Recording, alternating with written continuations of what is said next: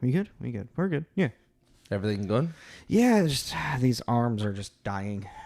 I mean, we're at 133. Mm-hmm. Holy shit. We're at episode 133. That's crazy. We're about 2.5 years, so these things have lasted for 2.5 years. Totally. For $20 a piece. Yeah. That's cool. How you been? I feel like we haven't really... I was going to say, we haven't chit-chatted in a minute, but I called you yesterday. Yeah, I was like, and we hung out on Sunday. Yeah. A lot has happened in your life, but that cat, don't think about the cat. Don't think about the cat. There's no cats in this movie, so don't think about the cat. I'm going to think about the cat. I found a stray cat, and we found the owner, and he's going away now, and I bonded with him really hard. Tommy never thought he would love a pussy. Not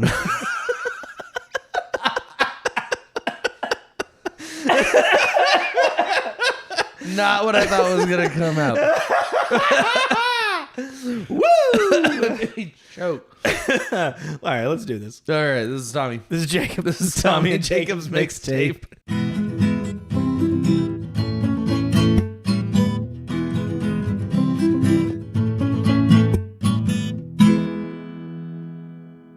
Hello. Sorry, I'm very tired. The cat kept me up doing it. Tell it to them. Tell it to them. Doing the cat things. It was a cat. The cat things. You've never had a cat at all No. when you were growing up. Yeah, so you never got used to like cats moving around. Like, no, at night. like my dad had a cat when I was really little, and I have very few memories of it, but it was like a dog. Oh, because you grew up around dogs. Yeah, like it had a dog personality. Well, and that's still crazy. Sorry, I'm trying to. So we're doing still crazy today. I'll get there sooner or later. Yeah. Okay. Do I need to get in the driver's seat? Yeah. Okay. Take over for a minute. All right, guys. Welcome back to another week. Continuing on with our fake bands, real movies. This week doing a still crazy, a British movie nonetheless. Like, yeah. But an actual British. Yeah, movie. no, it was produced. It's 100% British. Yes. Yeah. I only say that because the last movie we did was This is Spinal Tap, and they were a UK band, but they weren't actually Yeah. British people. Yeah. They were Americans playing British. This is actually it's very British all over. Yeah, it's very British. very, very British. He doesn't even have like IMDb box office stuff. No, there's not a whole lot. And they also, like, I saw on Wikipedia, box office was like 500,000 is what it made, like, technically grossed. Yeah, but there was no budget. Yeah, which was They didn't say weird. I think it's because, like, it just Americans made Wikipedia, I guess. You know what I mean? Nationalism. Fuck yeah. America. Wikipedia. Anyways. Oh, man. So, yeah, still crazy, which why don't you go and give our synopsis really quick? Middle-aged British rockers attempt to get famous again. Yeah. I don't know. Is it an attempt to get famous, or is it just an attempt to like reclaim a part of themselves? I think that's more of the end conversation about what this movie is. Yeah. Because if you want to split hairs just for a second, it is a midlife crisis movie, but with rockers. I was going to say a middle-aged coming of age. Yeah. Like it's them dealing with feeling young again, dealing with their age and what their it's a missed opportunity of sorts. Yeah, we'll get into that more. Yeah. Like let's save that for the end. Yeah. So this was theatrically released in the UK on October 30th, 1998, and then limited in the United States December 11th of 98, but then full US release on January 22nd, 99, which probably just was also like still crazy playing at 5:00 for Thursday, Friday, Sunday. Not even Saturday, because fuck Saturday. Good for a week. Yeah, pretty much. We've done a lot of movies from 98. We have. I did notice that. This game that we're playing is driving me crazy. Because now it's changing. Mine went up to 60. Mine went down to 44. Like, last time it was 52. So, gotta play the game more to get more consistent like numbers. So, this year at the Mogwai Awards, we'll be loosey-goosey about it, but we gotta figure it out. We gotta figure it out, because I don't know what's happening. And again, I think it's because in the beginning, because this game was, again, well, even the game itself was loosey-goosey. Yeah. So, like, going into it, you know, it was like, oh, yeah, I've seen that. Oh, yeah, I've seen that. And then, clearly, I have not. Mm-hmm. Like, I do remember counting Armageddon. And I sat there for a minute and I was like, have I actually ever watched Armageddon? Have you ever seen Ben Affleck cry yelling at Bruce Willis saying, I love you? No. Okay. So, I've never watched Armageddon. I just know it really well because it's a very popular movie. Okay, but also I thought it was interesting. So Armageddon came out, Deep Impact. Yes. Right? And that's with Morgan Freeman. Yeah. And then Ant and Bug's Life also came out. Yes. Same year. Was this the same year that Volcano and Dante's Peak came out? I don't know those, so it didn't. But is this like a weird year of similarities? Dude, in the late 90s, early 2000s, there was a lot of just like back to back kind of same thing. Yeah. This is happening like Bug's Life. So we got ants, and one of them is kind of an outcast. But the thing is, like, it's not like someone saw one and then they just happened to come out next to each other, yeah, like around the same time or in the same year. It's really weird. It's really weird. Really weird. Like, okay. Let's quickly. I'm just saying, Deep Impact and Armageddon coming out the same year is really weird. Ants and Bug's Life coming out the same. It's weird because they're so. We're going to conspiracy theory. That's all I'm going to say. It's a simulation. Just like it's weird that. Okay. Today we're talking about Still Crazy. We can do an entire. Man, episode. Tommy is still crazy over thinking about 1998. And I don't know why I'm trying to make a pun out of that. Anywho, 2 movies about ants. Anyways, okay, I'm done. Okay. I'm done. So what's Still Crazy about again? Let's get the audience back into what we're supposed to be talking about. We're talking about Still Crazy. Yeah. Okay, I'm done. Well, no. I'm asking. Can you give the synopsis again? Oh, okay. I was like, I'm actually asking you. I was like, I get it. I'm like, all right, I'll stop talking about ants. Middle-aged British rockers attempt to get famous again is what I said. It came out in 1998. Maybe I shouldn't have said that year again. Okay, so trigger. This movie was directed by Brian Gibson. Also, what's really unfortunate is like there wasn't a lot of history about this movie, so this is kind of just going to be a generic. Yeah, it was kind of actually for this movie. I can't actually remember the last movie we did where it's really just kind of a movie. Yeah, it's quiet. There's not a lot of stuff about it. Like it just came out and that was just kind of it. I mean, I was able to tie in some fun stuff throughout, like seeing people like similar writers, actors, and stuff like that. Cool. All right. Yeah. So this is Brian Gibson's last movie. He unfortunately passed away in 2004. He was actually he was on the verge of working on another project when he got diagnosed with cancer and decided to step back. Oh. Yeah. That's sad. Yeah. So yeah, this is their last movie. It's interesting to look at their career though of directing and producing. That was interesting because there are a lot of music videos. Yes, specifically with the band Styx and the band Foreigner. Yeah, which I thought was cool. And then I also saw that their directorial debut was a movie called Breaking Glass. I saw that. Yeah. Which, did you look at the description of that? It's another music based story where this singer's trying to make a breakout type thing.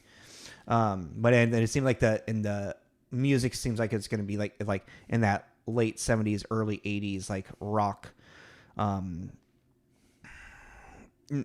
of David Bowie-ish style of music. Okay. Yeah. Yeah.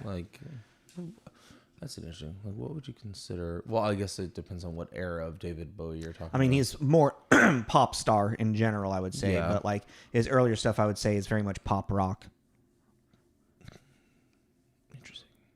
Anyways.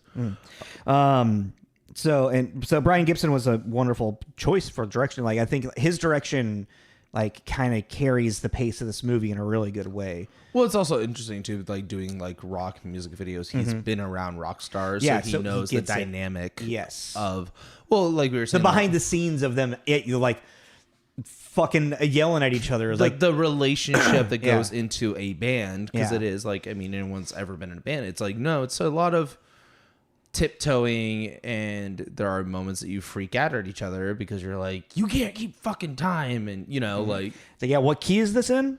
Yeah, can we all be in the same fucking key? Yeah.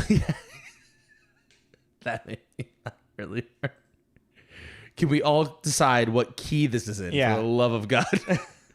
It's so fucking. But also, I do have to say for this movie, what I really like is that in the beginning of like their very first practice, they do sound terrible because they are just everyone's a little off time. Everyone's a little off key. The tempo just feels the tempo's weird, but it's not like a Wayne's World joke of like they're bringing the rust off of them. Exactly, but that's the thing. Is like it feels like people that were professional musicians back in the day. Yeah, and they're getting the rust off because everything's just a little off, and it feels like a real band. Like, all right, like loosen up, like let's do that. And I really did appreciate that. I thought that was cool. No, I mean that's part of the story arc. Yeah, right? Yeah. I thought it, but I think they did a really good job on that. Well, I mean, to kind of bring it into that, I feel like that's a really like the writers of this actually wrote a charming story. Yes. So our writers are Dick Clement and Ian. Help me out. La Frenais. And they are actually a writing duo. They they just like have collaborated on pretty much everything together. Everything I saw, yeah. The screenplay for Across the Universe. Yeah. Musical. They've done. They worked a lot with Tracy Ullman, which I thought was really cool. Interesting. So like sketch comedy. Yeah. And then I was like, they wrote the script for Vice Versa. You remember us talking about that during Freaky Friday? Oh yeah. I was like, holy shit, weird. They also did the screenplay for Flushed Away, which I don't know what that is. A claymation rat thing. A rat gets abandoned. I remember. It's like a Wallace and Gromit kind of claymation. Okay. The the big eyes, big teeth. Oh kind yeah. of that style. Oh yeah. Okay, I know which one you're talking about. Yeah. The 2012, something like that. I and don't quote me on I that. do want to point out this one because there's some actors from this that were in a show that they wrote. That's one of the shows that they're like more famous for in the UK. Let's see if I can pronounce this properly because it's German. Auf Wiedersehen, which it looks like Wiedersehen. Hold on a second. I like the idea of a German listener. Like, that's surprising. What the hell was that? I'm hitting the button for pronouncing it. I didn't know that. I didn't know that could happen. Yeah. It's not being recorded right now, unfortunately, so the audience can't hear that. They can't hear that? No. They really. If I can find a way to plug it in, I'll try to. One more time. Okay. Wiedersehen. Wiedersehen. Wiedersehen. Wiedersehen. Wiedersehen. Wieder. One more time. It's Wiedersehen. One more time. God damn it. What? Wiedersehen. I got it. Okay. Jesus Christ. I actually kind of love they couldn't hear that. God. Oh yeah. So off Wiedersehen, Pet. It's the full name of the show. Okay. Which is See You Again, Pet. What's that? What is it? Like, what is the show? It's these UK construction workers go to Denmark to work construction, and it's like a comedy drama. Okay, and who's in it? So the two of the starring actors from this, that it's Timothy Spall, who played Beano, the drummer. Yeah. Who also is Peter Pettigrew or Wormtail in Harry Potter. Yeah. And Jimmy Nail, who was the bassist, Les, yes. Who I didn't recognize as anything else that he'd been from. But I just found... Yeah. He's in Evita. I know that with Madonna and Antonio Banderas, but I saw that and I was like, That's kind I of... don't remember that movie, so Yeah, I never actually seen that movie. But I just found it kind of interesting that them two, and then also with Dick Clement and Ian Lafreniere, I was like, he probably kind of had them in mind when he was writing this type thing. Yeah, I mean, that's definitely a thing that we've come across. Yeah. Especially like when actors are kind of like cats. Like, you can have really easy ones to work with, or you can have really hard ones to work with. So when you find, and you see, like Tim Burton works with the same people, More or less, yeah. more or less, just because it's like, well, I know these people. Yeah. I know their skill sets. I know what I can put them in. Like, yeah. You don't really need a casting director if you keep using the same people. Yeah. Well, I mean, for main cast type stuff, yeah. Yeah, so I mean, it makes sense. Which I just thought was kind of interesting. So, like, yeah, Dick Clement and Dick Clement and Ian Lafreniere, they are like well known in UK as like comedy writers for UK television. Yeah, I saw, but that's like also something too. Just being across the pond, it's like I saw a lot of credits that I don't know because I don't live in the UK. Yeah. So but yeah, they have a lot of credits, and kind of interested in kind of checking some of them out. Yeah.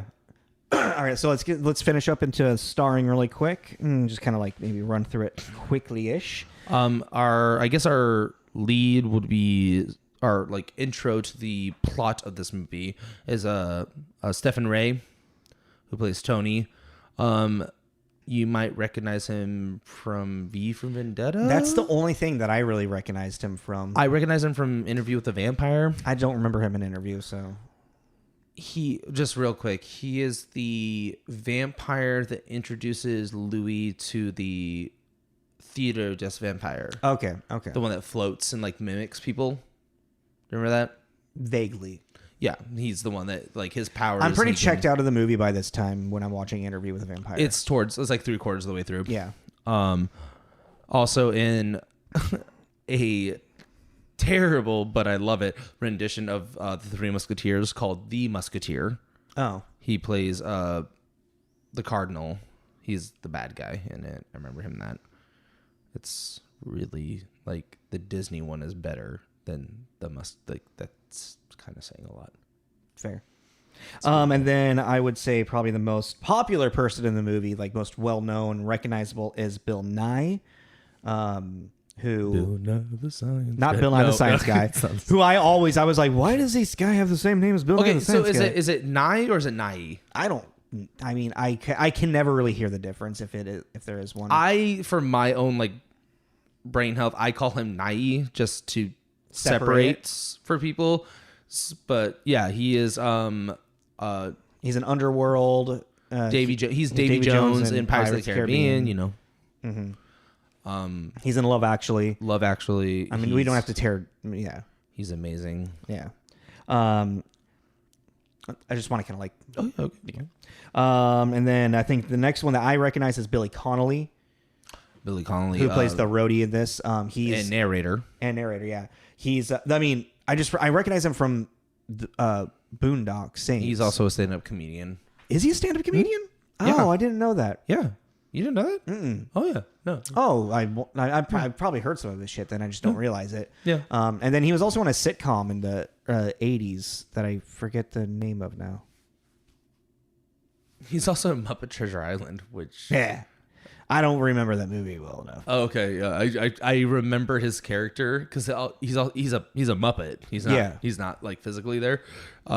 But I remember it's like he plays a Muppet? Yeah, he's the voice of a Muppet. Oh, fuck. Okay. And I was like, oh, and I can't remember what name it was, but I was like, oh, I remember that Muppet. I just didn't realize it was him at the time.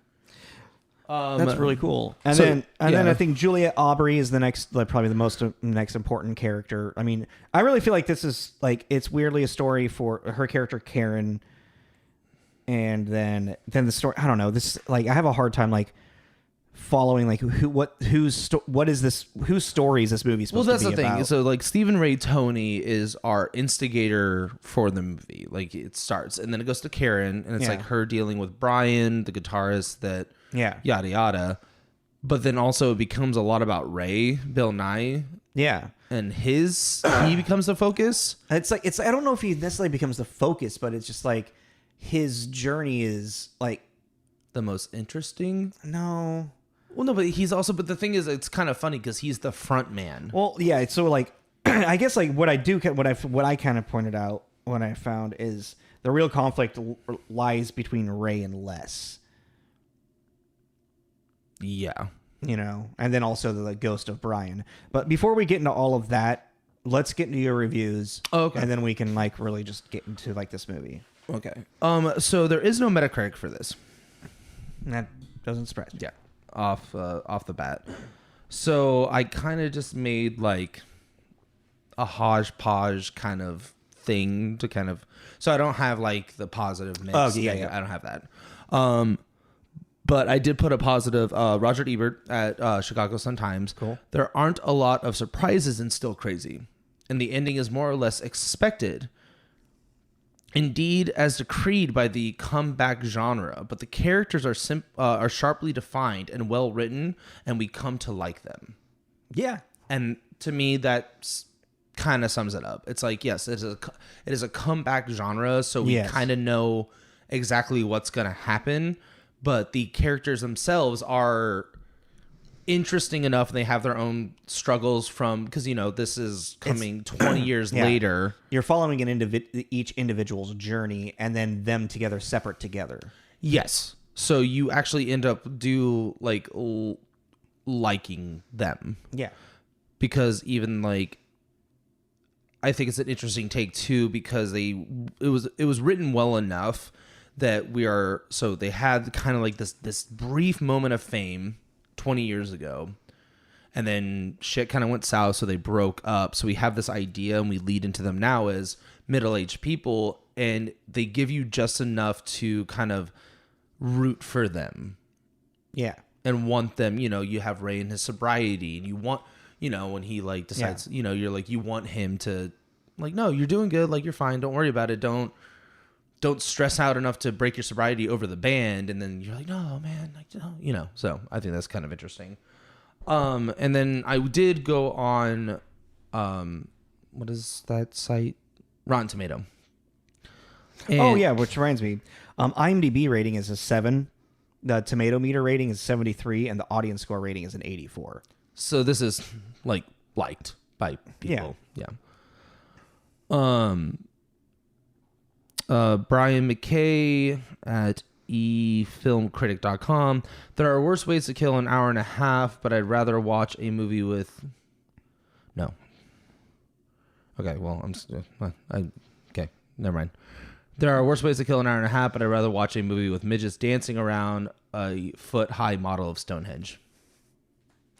I did notice through like some research of like little stuff there... Because what Spinal Tap did in 1984, and it's not, you can't put it. It's completely different. It's completely different, but it's like you kind of like you. It's hard for people to not compare the two, or at least, you know, I disagree. To see where like the inspiration of the tumultuous band like trope in a narrative comes from. Well, like Rob Vox, a warmed over Spinal Tap retread, though not without its charms. Yeah. But I only disagree in the sense because, like, you know, you have The Doors and you have like these movies about actual bands, and you wouldn't compare it to Spinal Tap because it's a real band. This is a fake band, but it's going through the lens of a little bit of comedy, but also like a drama about what their life led them to. Well, Spinal Tap is like, it's a satire. It's a but what is the ultimate goal of the band in each movie? To reclaim fame. Well, yeah, but... And their journey of doing that. Yeah, but that's a band, though. Even The Doors, like the movie about The Doors with Val Kilmer is about the band trying to succeed because a band's that's being a band. You're trying to succeed. Like, Yeah. You know what's funny? huh? Is I feel like you're now on the opposite side of like, it's if you just take the Assassin's Creed out of the Assassin's Creed movie, then it's just this movie. You're saying if you just take the band out of the band movie, it's just a band movie.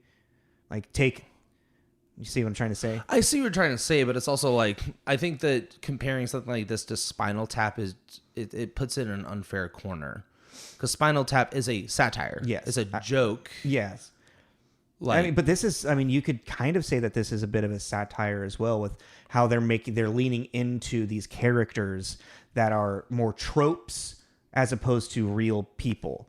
Like the aging lead singer who thinks he's still hot shit and whatnot, but he's actually failing. That. Yeah, I get that. So like, there's what instead of like trying to make it seem like a very real serious band type thing, like Spinal Tap, where that's where the humor in Spinal Tap like really lays, is that we know that this is a escapist narrative. We know that these are not real people. We know we're inside knowing that. With Spinal Tap, it's kind of, it's like, if you don't know that it's a mockumentary, you kind of think it's real.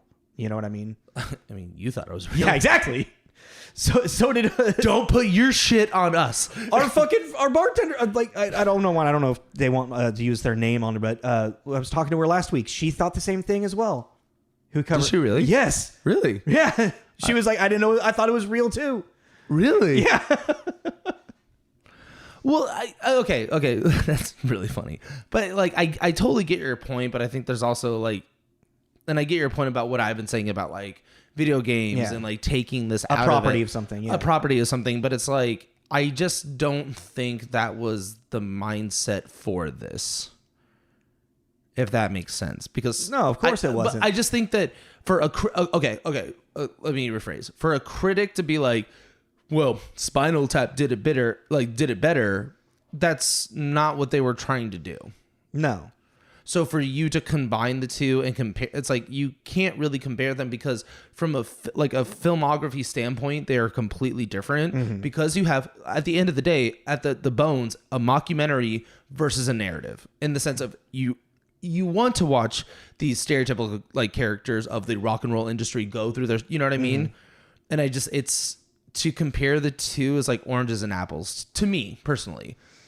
I think what it is with critics is like they have nothing else to kind of like set it up next to. You know, it's like, it's not a big Hollywood blockbuster. It's not a big horror movie. It's like they're like, fuck, like, okay, what is the closest thing I can think of? What is the closest thing? It's like, okay, well, Spinal Tap already did the interesting, like, innovative idea of a band going through this thing. What is this doing that is any different than that? Well, not much. It's kind of the same story, just now in the UK.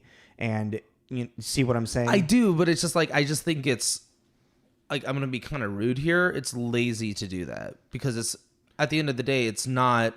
It is like you said, it's a middle-aged coming of age story. It's people, because even then, Karen too. It's dealing with like her like love of her life at a young age, and dealing with that. You know, there's a lot of like layers to it, and it just happens to revolve around music. But it's basically a bunch of young people that had a falling out, and then dealing with it 20 years later. Yeah, that's really what the movie's about, and that's what gives the movie heart. Yeah. The charm, Yeah, the charm to it is like people like finally just water under the bridge, burying the hatchet, a bunch of shit that they just have been stewing over for 20 years, and finally just putting the olive branch out and being like, hey, like, you know, it is what it is. And that's kind of what makes it worth watching to me. Fair. But yeah, sorry. I went on a long tangent. You obviously care about this movie quite a bit. Well, and I know you have a very special place in your heart for this movie. I just think the comparing to Spinal Tap thing is lazy. Long story short, I don't really think there is a comparison between the two. I mean, they're almost the same story. Yeah, but I think the narration, the style of it, because Spinal Tap is like slapstick and you know, I just think it's like, well, they're like. Yeah, the narration's the same, but they're just very different styles of movies. Yeah, they are very different styles of movies. But I mean, even though that they might be different styles of movies, there's still the same idea of a story being told. So that's where that's how people are like, they're watching it and they're like, oh yeah, like I watched it and I was like, this makes me, I think I was feeling a Spinal Tap vibe from it as well. Yeah. So, all right. Well, yeah. I mean, I like, I forget where my brain went there for a second. That was literally like, let me look at your chart real quick. Because I mean, looking at like the themes of this movie, it's like addiction, trauma, aging, death. I mean, there is definitely there is more of a story, obviously, in this movie than in Spinal Tap. Yeah, and I can see where that makes it seem like comparing it's really odd. But it's like I said, just at the end of the day, it's about a band going through a tumultuous, trying to reclaim something of their old selves, and falling apart just to then find themselves on somewhere on top again at the end. It's like literally, it's just if you just do like a plot point to point, it's similar stories just told in different lenses. I also think that this movie has like I said too, but like now thinking to last week's episode. And how the movie Spinal Tap just kind of ends. This actually feels like there is a catharsis. There's a conclusion. Yeah. And you feel like, okay. So, and that's actually an interesting thing is like I started really thinking about like the hero's journey through this movie because like I was saying, like I really feel that the real story and the conflict is between Ray and Les. And then once they have met balance, then they can find the band again. And then Brian's return at the end becomes the miracle for them to be all unified again. Also, the fact that Brian isn't actually dead really pissed me off. I thought that was it felt like a forced idea. Like his death seemed like it was such an important like force to drive them through to become where they want to get to where they wanted to. That's so funny. I really like that he wasn't dead. No, I think I really didn't like it. Yeah, because there was something about like how Keith and Brian's death really affected these people and how that was the driving force for them to be like, let's do it for them. And then all of a sudden for Brian to not be dead. And then, he comes and he gets to like have his redeeming moment because he lost his mind. I don't know. It was just like, this just doesn't, Really? I didn't like it. That's so interesting to me. Yeah. Because I really liked it because, because it's like the dividing point of the band was Keith dying. Mm-hmm. And then Ray coming in. And then, that caused like a whole division. Also, that's one thing I really wanted. Like, it's very, very, very few bands will replace a lead singer and keep the band going, especially if the lead singer passes away. Like that means that the band either breaks up or they just start forming a new band. Mm-hmm. The only bands that I can think of that the lead singer is replaced, it was because the lead singer was problematic and they needed to replace them, like Van Halen. Oh, I see what you're saying. Yeah. So I was like, part of me, someone that OD'd or whatever doesn't usually get. Alice in Chains, they're not making music anymore because Lane Staley's gone. Kurt Cobain, Nirvana. Queen, they replaced Freddie after a long time, and I feel like that wasn't, but they're not making new music. They just like they have people that it's like this person's doing an homage to Freddie. That's fair. Yeah. Brad Delp from Boston. Boston doesn't make music anymore. Pink Floyd, they don't make music anymore.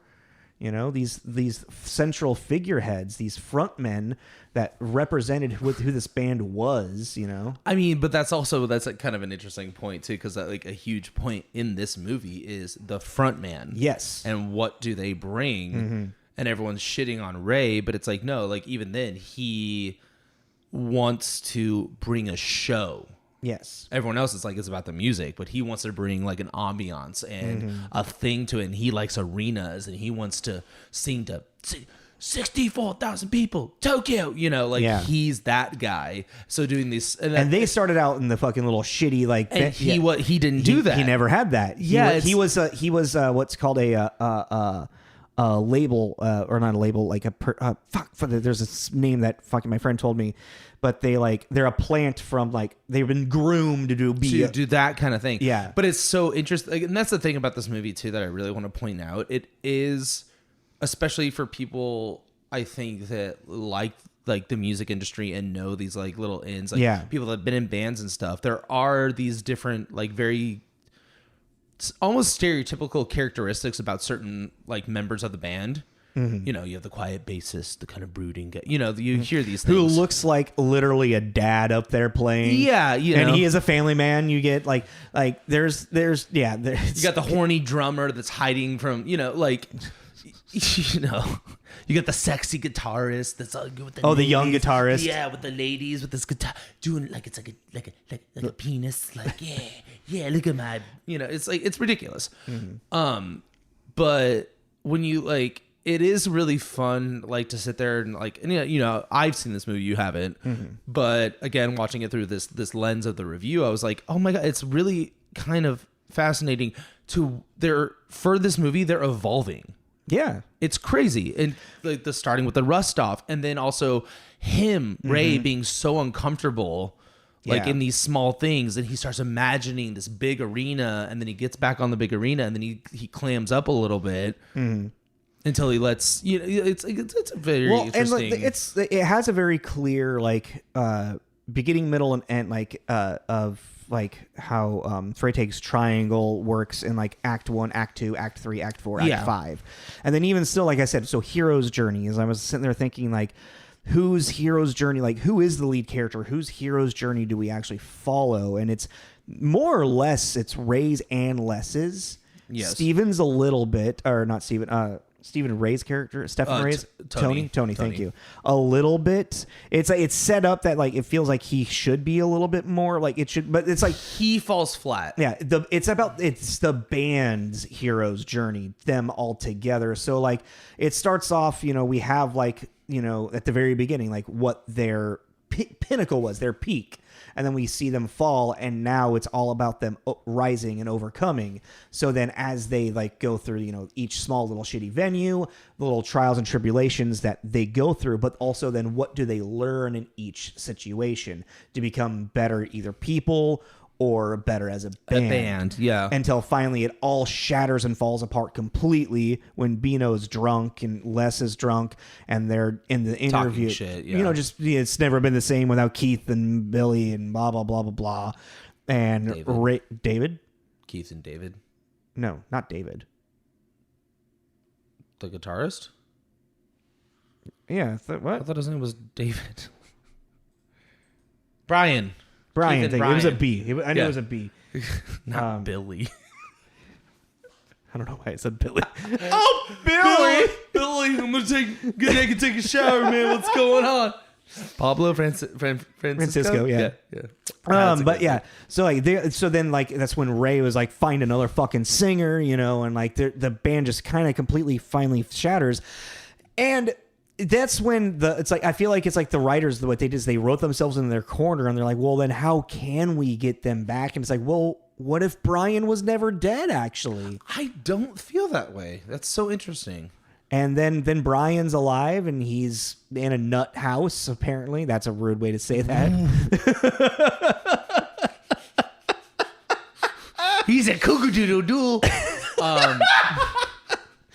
I mean, so you hear from what's his name, played by Billy Connolly, the roadie.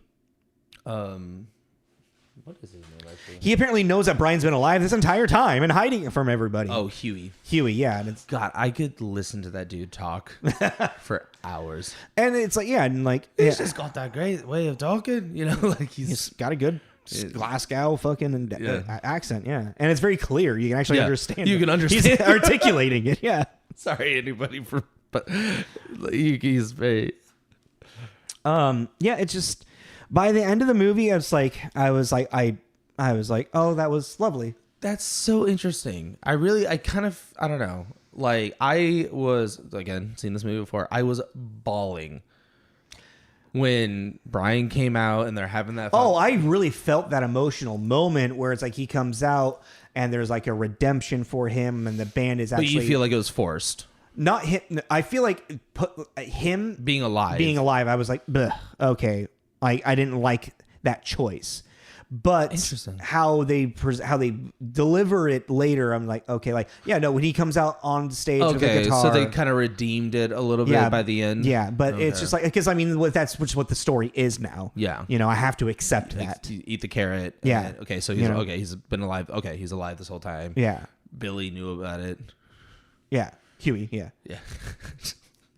Oh, There's Billy. actually someone named Billy. I know. I think what happened is I looked down and I just saw Billy Connolly's name, and I was like, "That's got to be the name." And I don't have any of the characters' names written down. It's just Billy just like was in the corner of my eye. I'm the name guy. Yeah. You always ask me, Billy. God. Billy. But yeah, so it's a complete story. It's I feel like at some points the characters' journeys themselves kind of felt like Beano really doesn't have any actual like arc in it. Okay, that's fair. But Beano's also the comic relief. Yeah, At the end exactly. of the day, like he's not really That woman chasing him that just wants to snog.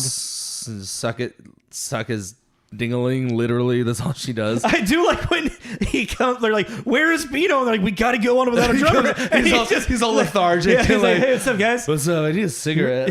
He's like, "Ready to go on?" Like, "Where you been?" Around. That's the thing, though. This movie is really funny, and again, it's funny in the kind of dry British humor. Yes. But this movie is really funny. There are like some really great moments. Like anytime, what's his name?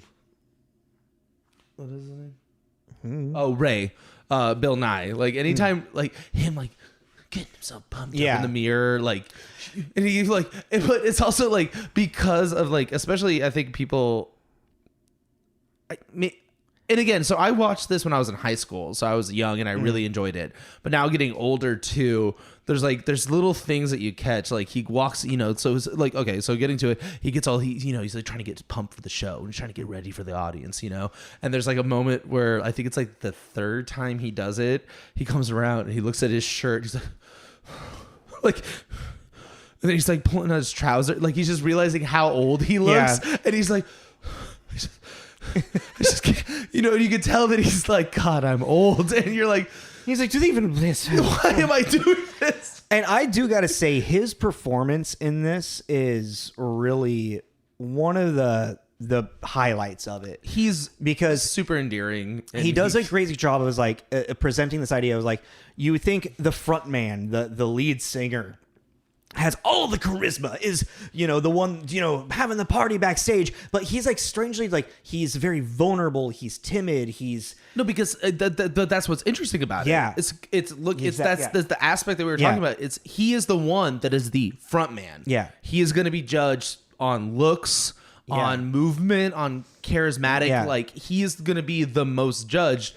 And that's like kind of like the disconnect between him and the other band members. Oh, Les. Yes. Les is like, it's all about the music. You need to play well. Les also has a little bit of that like jealousies that he couldn't be couldn't be that. Yeah. Yeah. So it is like at the end of the day, it's a really great band movie because it really subtly talks about these dynamics that you get. It's like, so trying to get the band back together. Les is like talking about the music aspect of it. Ray is concerned about the performance, like even like when he does the Scream Freedom bit. And he's like, I don't know, just the way that Keith did it was just had a little bit more oomph to it. More balls. It was more about the music than it was like, and that's actually the thing is like what they're trying to tell him is like, you're not believing the words you're singing right now. Well, even you're like, just trying to sing the words. Les kicking over the fog machine is like, this isn't the Phantom of the fucking Opera. Like it's like, well, that's also he's the only one like on stage with like makeup and like an elaborate. But he's performing. Yeah, that's when he has the flash of the arena. Like that's what he wants, and even shoots to him being young in the same kind of outfit. He was into the theatrics and like the giving the people a show. And also, it's like that same the end of that show, like went the big like break between Les and Ray at that time, when Ray's Oh, like, when he breaks his sobriety. yeah, but like he's telling us like he's like, you guys worship the fucking ground that these two men walked on, and all I remember is the vomiting, is the late for shows, No. the this. Yeah, no, but it's actually one of the best lines in the movie. He goes, all I remember is late cues and you worshiping the vomit. That's right. Yeah. Maybe I'd get more respect if I was dead. And then Les goes, that'd be a start. Yeah. And you're like, ooh, Yeah. that was like, it's brutal. Like, It's a great. It's actually. it's a great Yeah. it's a great like for the narrative, visceral. like the back and forth. But you're like, dude, you're gonna really regret saying that. Yeah. Like as your last words to somebody that's also like an addict and teetering right now. Like that's a dangerous thing to say to somebody. It was like, that's the thing. That's like this movie, like it is very formulaic, but it has a lot of heart. Yeah. And It's genuine. it's genuine. And that's the thing is like what Roger Ebert said is like the characters are well written. The only thing that I like, my biggest problem, Some of the bits are just a little bit like the Jimi Hendrix tooth thing. yeah, that felt very unnecessary. I even just like the woman chasing Beano around was weird. yeah. Well, like it was okay. It wasn't weird from the beginning where it was like, oh, it's like a tax collector, and he's like, okay, he's avoiding it. I was at $30,000. yeah, like okay, fine, Or but whatever. pounds or But then whatever. to turn it into she just want to give him fellatio. That's weird. You're like, and because even then she's like, my first concert I saw when I was 16. You were the drummer, and I've been fantasizing about it for 20 years. You're like, Yeah, right? I'd be like, I would be running faster now. like, I'd rather you be the tax lady. Like, that's kind of terrifying. I also do have a problem with the whole Tony and Karen thing. It's so brought up, but then never really brought up. Like, clearly Tony had a thing for Karen. the entire time Tony's had a thing for Karen, but she's never gotten over Brian. She's been in love with Brian. And then Brian's back in the picture again, But so Tony not- can't handle that in a But, weird like, way. not really, because he's also, like, not... He doesn't want to... He wants to be... The guy looked like Tommy Wiseau. It's not. he kind of like... To me, he kind of looks or like more Benicio del Toro. It's Oh, like if that's Tommy Andy Wiseau... Serkis. Huh? Andy Serkis. I can see that. Oh, yeah. Yeah. It's like if Tommy Wiseau, Andy Serkis, and Benicio del Toro fused together. Anywho. But yeah, like there are certain like narrative bits that you're just kind of like the biggest, like, okay, so the two thing's a joke. The drummer thing is a weird joke. Well, the tooth thing is a fucking weird. Like, it's just like he's like, oh yeah, Jimi Hendrix's tooth, and then it's like, oh, but it's gonna save the band. But then it's like they lose it. It's like, like there's little things like that where I'm like, this just doesn't. This feels like yeah, but that's like an eat the carrot thing. You can ignore that because it's not really pivotal to the plot. It's just like something they added for some reason. When everything should be pivotal to the plot. That's not what we do here. We eat carrots. But like I do think the biggest thing for like the thing that kept being brought up, and you're just kind of like, okay, by the end of the movie you're like, why did we do that, is the Karen and Tony thing. Yeah. Where it's like you could have made it clear that Tony always had a thing for Karen, Or at least by the end of it, have Karen do a clear like, Tony, it's not going to happen. Yeah, like that, or even just make it like, oh, obviously, like he has a thing for Karen, Yeah. and he has for his entire life, and he's always going to, And he always will. and it's just going to be this quiet thing, like he's going to be that like sulking friend in the corner, like, oh man, if she could I wish that I had Jesse's girl. yeah, you know, like, but they made it like it's kind of weird. They made it really obvious and then never really did anything with it. Yeah. That's what I think is kind of bizarre about that. I feel the same way about that. Yeah, I thought it was kind of weird. All right. Well, let's. Where are you at for a carrot with this?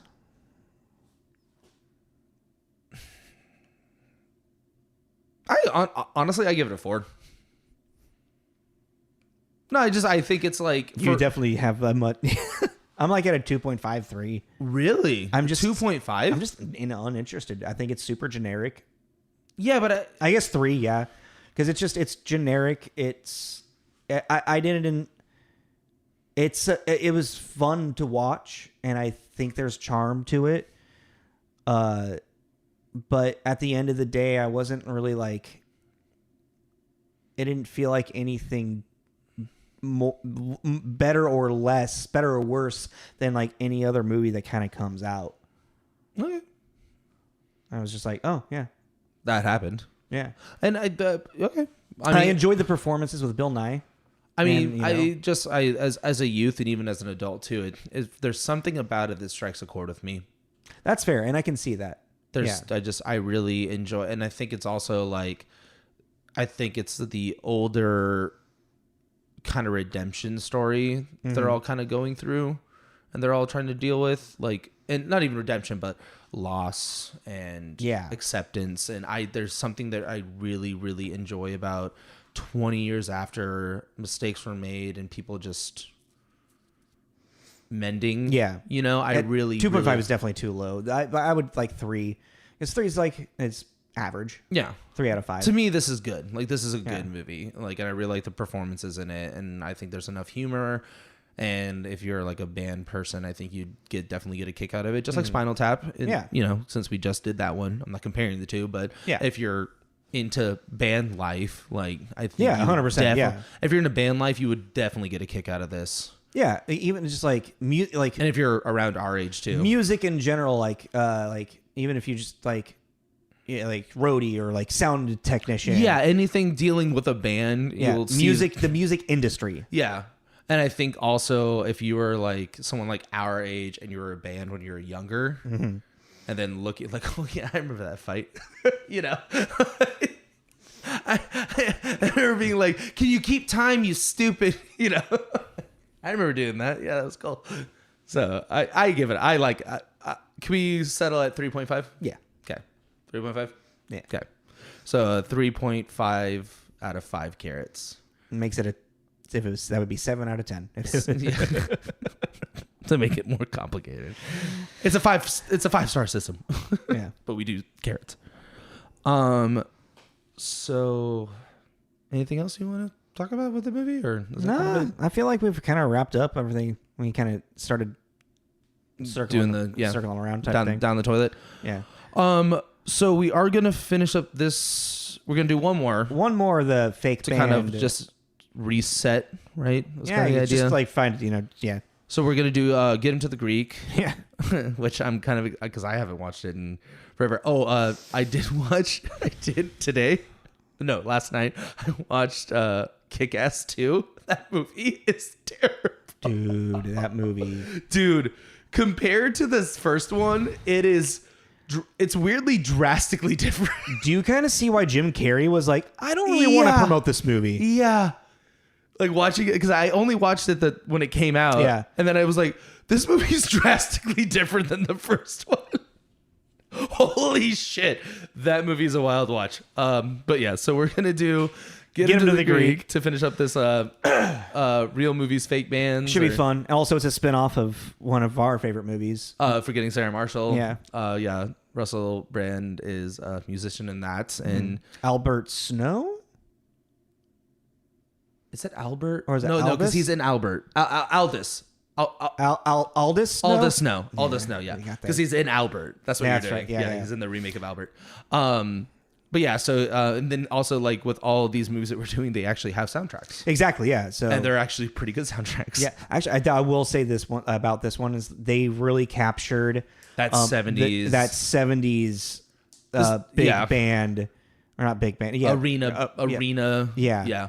No, the soundtrack for this is actually really great. Yeah. And Bill Nighy does actually sing in it. Nice. And he has a great voice for this style. It sounds like everybody and looked like everybody was actually playing their instruments. It did look legit. Yeah. And Bill Nighy definitely sings in this, and he has a great voice for this style of music. Yeah. The old 70s kind of rock. Yeah.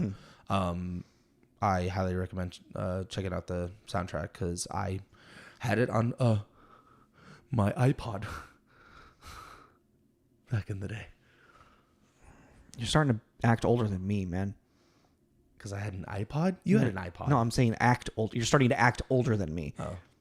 I had a Zune too. I had a Zune. The Zune was cool. I missed. Yeah. Fuck the iPod. Yeah, no, I was so. Zune was so I was much so better. anti fucking Apple, dude.